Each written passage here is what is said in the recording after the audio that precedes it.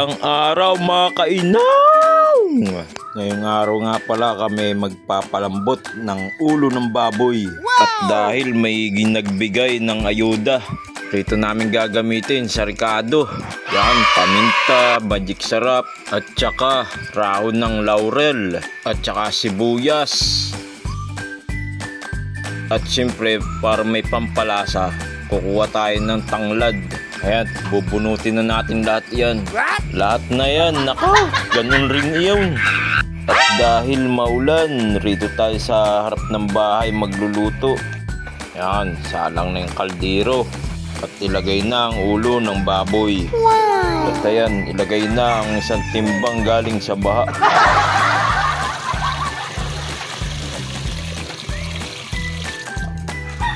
Ayan, lalagyan na ng asin ni Chef para hindi siya mapanis.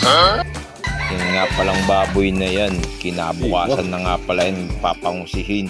Yan, lagay na yung binili na master na ricado. Yung nga palang ulo ng baboy ay galing kay Baldwin Albert R. Santos. Congratulations sa'yo, boy. At siyempre, hindi mo mawawala ang tanglad.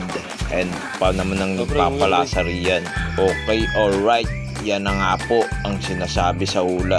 Minsan lang sa isang taon kami makapagpangusin yan. Oh, takpay.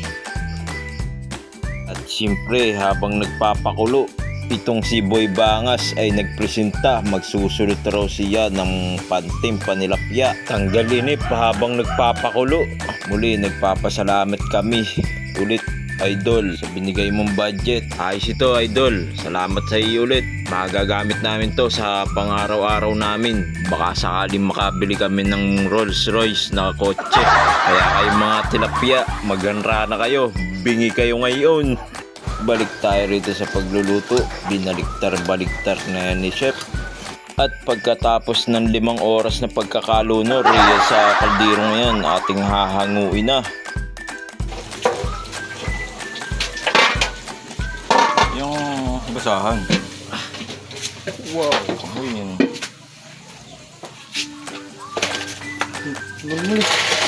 Pagkatapos pakuluan, titimpla na yan ni Chef. Nilagyan na ni Chef ng kalamansi, tuyo, pamintang buo, bawang, at iba pa. At tutusok-tusokin at para manuot ang tuyo. Okay, alright. Let's go. Yahoo! Kinabukasan na po namin yan papangusihin. Wapo ng maulan. Itutuloy.